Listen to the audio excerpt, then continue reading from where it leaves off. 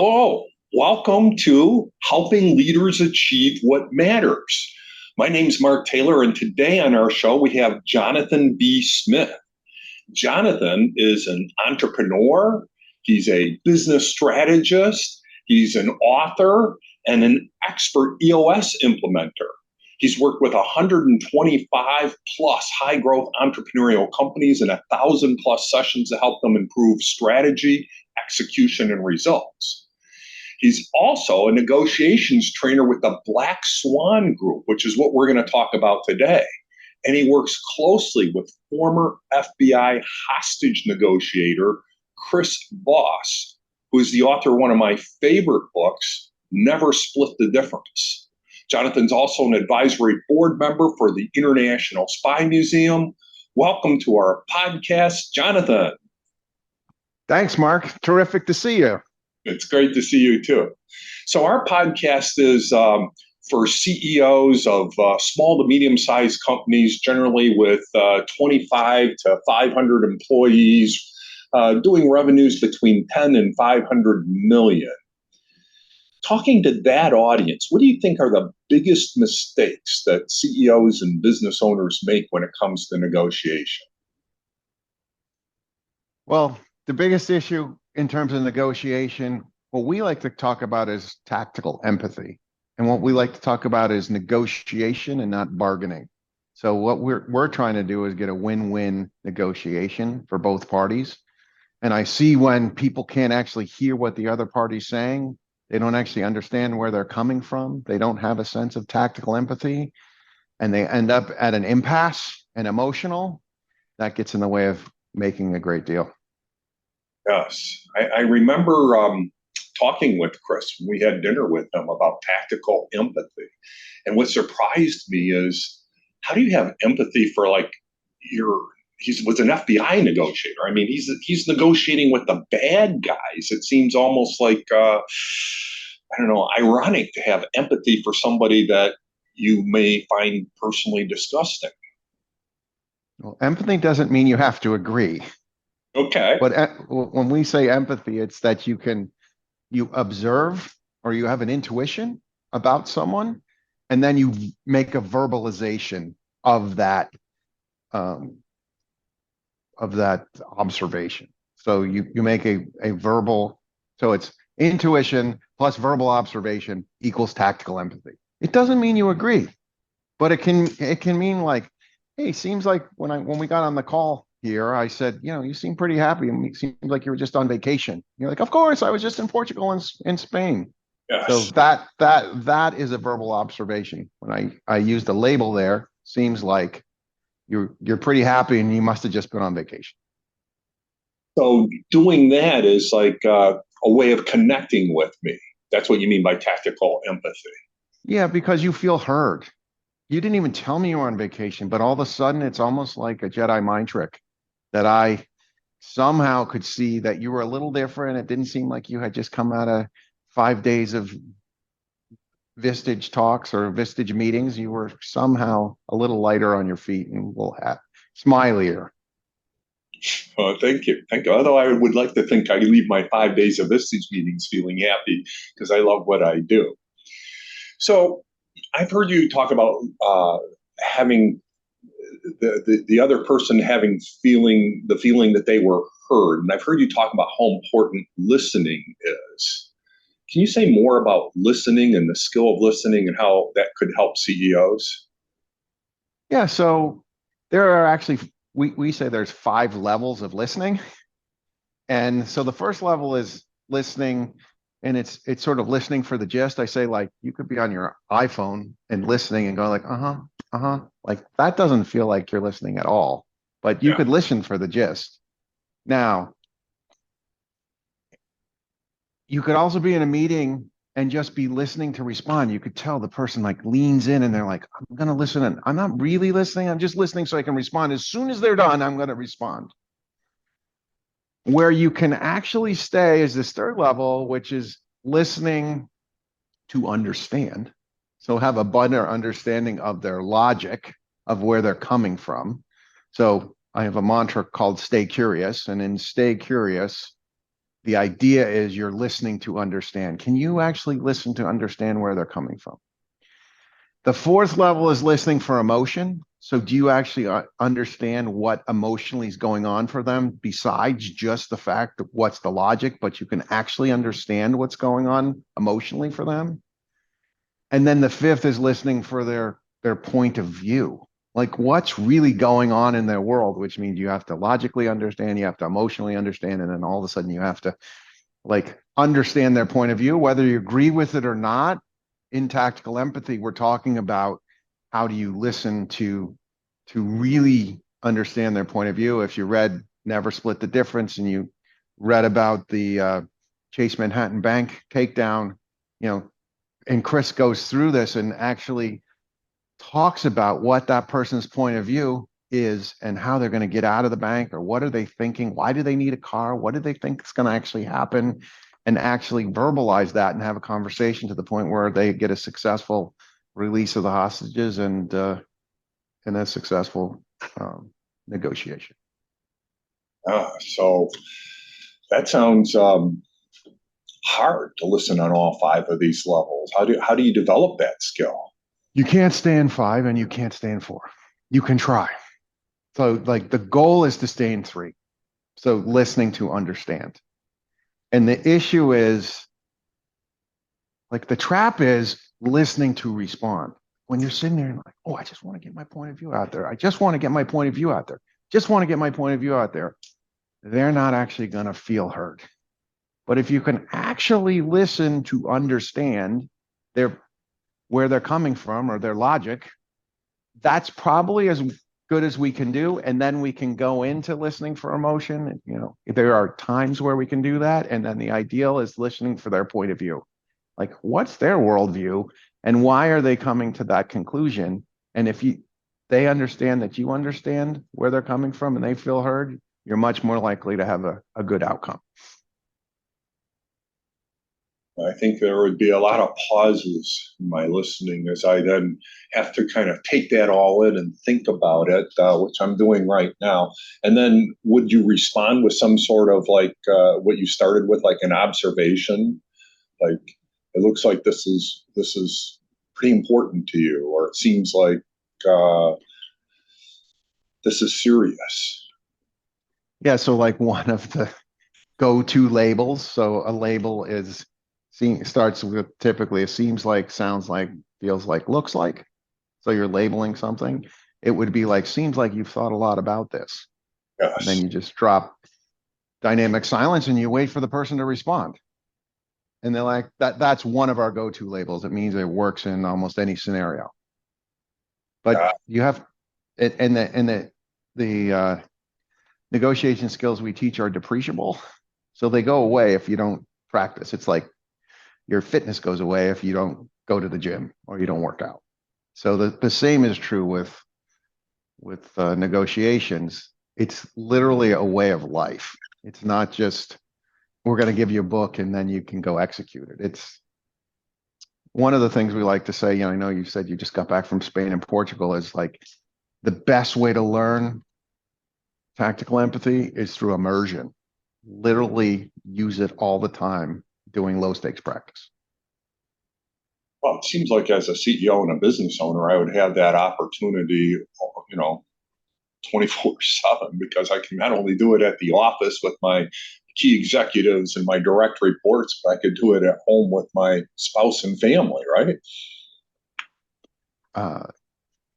What we teach is a communication. So negotiation is the negotiation we teach is a way of life in terms of how we communicate with other humans. The issue is when you're anxious and you're like, oh, I feel tight on my cash flow, or someone just quit and I'm really upset, or I just had a bad conversation with one of my important clients, and then someone walks in the room and you just tell them what you need to have done as opposed to listening to why they walked in the room. That's really where the disconnect is. Like, how do you know? I had this example the other night. We were at dinner. The lettuce came out was different lettuce than we had had in the past. I asked the manager to come over. Wasn't trying to get a free food. I was just like, this is not the same lettuce that we would normally have. And like, I failed to use the skills in terms of talking to her. I got we ended up getting they took the charge off, but really I was like, oh, that was an opportunity to miss the skills. Seems like you're having trouble with this lettuce. Seems like I'm not the first one to complain that this lettuce didn't taste like what you had last week. So I didn't really have a conversation with her. I more just she came over and said, here, I'll take the money off the bill. Yeah. So every time you say seems like, does your wife go, stop that, stop that. I don't want to hear that anymore. A lot of times people don't know you're doing it. So it seems like, sounds like, looks like, feels like is, 4 ways to start with a label. And, one of the things that we say is you can't sound coached. You Yeah. have to walk into one of these negotiations and in fact just sound natural, not coached. So that's one of the things, like, it has to be you. So as long as it's you, it doesn't usually get called out to the same degree. I've had someone who, a friend of mine, did 4 or 5 mirrors, which is saying the last 1 to 3 words of the sentence someone said. And he did it 4 times in a row. And I'm like, that doesn't make any sense. Why do you keep using mirrors on me and calling out the behavior as opposed to, just having a conversation? So he stopped. He stopped because I called him out, and I'm like, yeah, I see what you're trying to do. But the mirror is not the right technique, or not the right skill at that moment. Now, what would you say is different in like a high stakes negotiation? I mean, you mentioned you have to kind of check your own attitude or your own mindset going into it. If I just had something that was, if I just had an argument with an employee or lost a big customer, it might not be the right mindset to go into a negotiation. What would you do about that? What do you have to say about mindset? So one of the things with high stakes negotiation, we actually have a whole class called caviar. And caviar, the idea is, if you're going to go into a high stakes situation and a high tension, we want you to actually vent. So the V in caviar is to vent. You have to vent with someone else. So like, since you and I can tell you my partner in New York City and the business that we do with EOS and Vistage, and I was going into a difficult situation, I might call you and vent with you and say, okay, so here's all the bad things I want to say, because I don't want to say them when I in fact get on the call with this important client, or have this meeting with this important client. Because the reality is, I want to stick to staying curious and using tactical empathy to in fact come up with an outcome that works for all parties. So mindset's really important. Walking in and saying, walking in and thinking you're going to go into a fight versus walking in thinking, I'm going to intentionally think that I'm going to come up with an outcome that works for all parties. Like, mindset really matters. So it sounds like you're setting an intention. You have to have some self-awareness to be aware of your own state, your own mood. And if you notice that you are carrying some resentment or anger that you should vent beforehand, what else? I mean, you should be prepared for the negotiation. So we have a negotiation one sheet, which is on the Black Swan website, that actually helps you prepare. So it would say, here are the go-to labels that you might use. We have a bunch of different skills. Here's how I might use these skills in this negotiation, and actually prepare for the negotiation before you show up. Not to sound coached, but to just be prepared for what you can expect. Got it. How do you know when to walk away? What are the signs that, this isn't going anywhere? I mean, I'm still upset over this writer's strike that seems to be taking forever, but I don't really know the details behind it. I mean, obviously they decided to walk away, or maybe both sides did. Well, so when you ask me that question, the first thing that comes to mind is we say there's 2 kinds of people that we're dealing with. They are either easy, lucrative, and fun. So easy, lucrative, and fun, ELF, or hard, annoying, lame, and frustrating. And so I can label two parties, like from the beginning, when you start talking to someone the first time and go, are they easy, lucrative, and fun? Would I want to have them? Would I want to work for them with them for the next 2 years? Or do I think they're going to create chaos in my life? So if they're a half, I walk away. If they're elf, we continue onward. So that's Joe Polish actually came up with that idea. He's a marketer, and Chris is in his program. And then we have a proof of life. So proof of life literally says, am I the favorite or am I the fool? So I want to know, are you calling me because you expect to do business with me, or are you calling me because you think you need a third bid to verify the first bid or the person who you expect to work with? So like literally we would ask that question, like, so how'd you decide to have me on the bidder list? And I've gotten clients to the point where they ask these difficult questions and they don't waste their time bidding on, let's say if they're in construction, with GCs that they've had bad experiences with in the past, who don't pay their bills on time, or don't follow the right procedures, or blame them when something goes wrong, or as opposed to working together as a team to build it together. I mean, that sounds good if you have a choice, but what about in situations, union situations in particular, where, I mean, you don't really have a choice? When do you know when to call off the negotiations, or what do you do in those type of situations? Well, it's interesting. I spoke to someone about the UPS negotiation, the whole analysis of the UPS negotiation, and I looked at it. With that negotiation actually was more political. So they had like two new CEOs, like someone running the union and someone running UPS, and they both had to prove they had done something for their constituents. And I said, oh, this is actually a political negotiation. It's less financial. Some of it was financial, but it was certainly financially motivated. But I didn't expect them to actually strike because I thought it was in the best interest of everyone to continue together. So that was interesting to actually work on it in the beginning of July and then watch them settle. The writer strike, I don't know the details of the writer strike. I don't know, I think they're in a pretty tenuous situation with what's going on with AI and streaming media, and the way that things have changed in terms of, like, there's no great syndicated shows anymore the way they were in the past, and funds aren't there in the same way. So I don't know all the details of that, but clearly, they seem to be pretty far apart because the actors aren't getting paid and the studios aren't producing new content. And it seems like I've read the story, the studios continue to make money by just rerunning old shows. So I don't know how to get them back to the table, but clearly the actors feel like they haven't had a good enough deal offered to them. Yeah. Yeah. So when do you walk away? What are the signs that you walk away? I mean, me personally, it's literally easy, lucrative, and fun, or hard, annoying, lame, and frustrating. In the FBI, Chris had, so it was really interesting. They used to think they could negotiate any deal, like in the early 80s, and then they had a terrible situation where all the hostages got killed.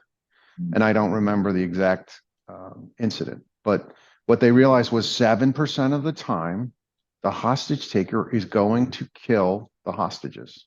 And they need to determine when to call SWAT in, because that person was hard, annoying, lame, and frustrating, and when they could continue to use their skills to come to a negotiated release of the hostages. So sometimes I say, like, there are 7% are we just not going to get a deal done there. They're hard, annoying, lame, and frustrating.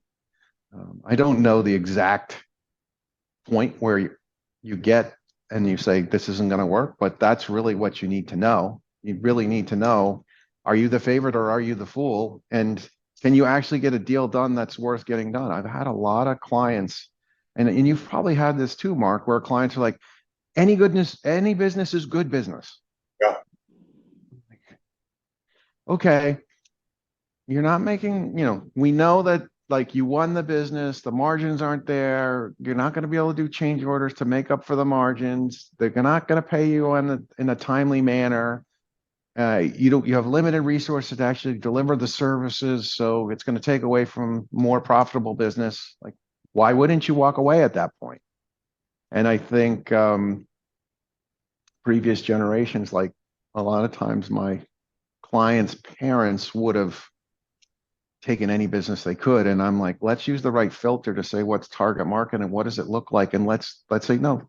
Here's our terms. This is what we need to do to work together, and if we're going to work in a contentious situation, we just don't want to do that business.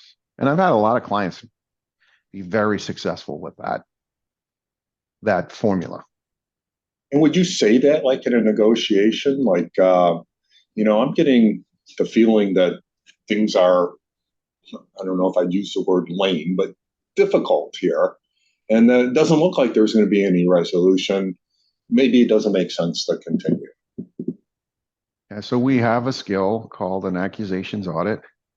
And an accusations audit is you will literally say the things that you think are on the other person's mind about you. So you're trying to neutralize what they have in their mind. So you might say, I'll give you a couple examples. You could use a list of like 7 to 15 items and you just keep saying them. You think I'm greedy. You think I'm too expensive. You think I'm being unreasonable. And you would say these things. And then we have this laws of negotiation gravity, which says that the urge to correct is irresistible. So if I say something and it's wrong, you're going to correct me. Say, no, I don't think you're greedy. I think you're a good business person. I think you're trying to make a deal that works, and so you can pay your people and you can make a fair profit. Or they could say, yeah, I think you're totally greedy. Your number's way off. So, and this is really hard to do initially, like unless you're trained, because you're like, I'm going to tell them what I think they're thinking. And you'd think, oh, I'm going to give something away. And the reality is they're already thinking it. So it's like, I say it's like noise canceling. You're literally canceling the negative emotion so you can go have a proper conversation. And ideally, they would tell you, yeah, price is the most important thing. And that's what we care about. We don't care about quality and we don't care about time and timely delivery. Or no, price is not the most important thing, but here's what I need to get done in order to improve the price. Or here's my limitation. So this accusations audit is a super duper powerful tool. Hard to do unless you practiced it. Yeah, it sounds like a great tool. Where would you learn more about that? You could search on Google just put accusations audit into Google and it'll show up the Black Swan Group. There's a bunch of blog posts there. That would be helpful.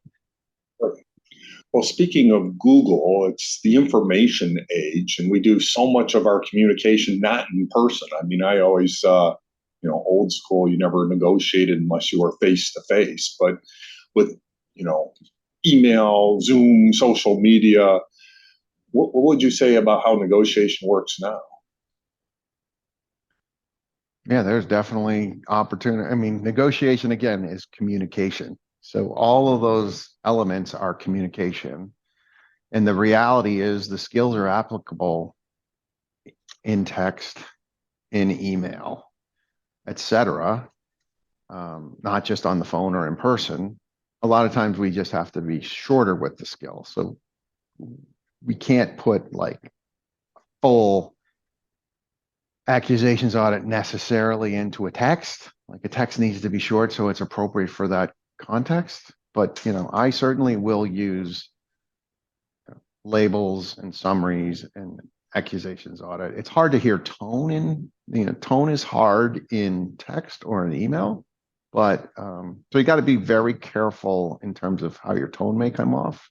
But tactical empathy actually helps you because now you're saying, it seems like you're under the gun to get this deal done. Drop it. And if it was in text, you can expect to get a response. If you don't get a response, that's a response. Also, that's the other thing. People think, oh, I didn't get a response. Well, you didn't get the response that you wanted. You got a response. No response is a response. So you wouldn't avoid using email to negotiate, but would you use it as more of a last resort? Like, in person first, Zoom second, email third. Well, sometimes you have to negotiate just to get to the table. Well, that's Like, true. it's hard to negotiate an entire term sheet on text. I would not suggest that. I would not suggest doing that on email if in a perfect world. But the idea would be you just have to appropriately use the negotiation and figure out what the next step is. Like, what's the next best step in the negotiation? Because that's the other thing I've learned is that you got to be really patient with negotiations. Can't force the negotiation. You have, because if you're going to listen for logic or listen for emotion or listen for their point of view, it often takes what appears from the beginning to be longer, which actually is probably shorter. It's the fastest way to come to an outcome, but it feels like, oh, I just want to like talk to the guy, tell him in 5 minutes, this is what I want, and decide if we make a deal. And that actually often stands in the way of using tactical empathy, because then you're not really listening, you're just telling.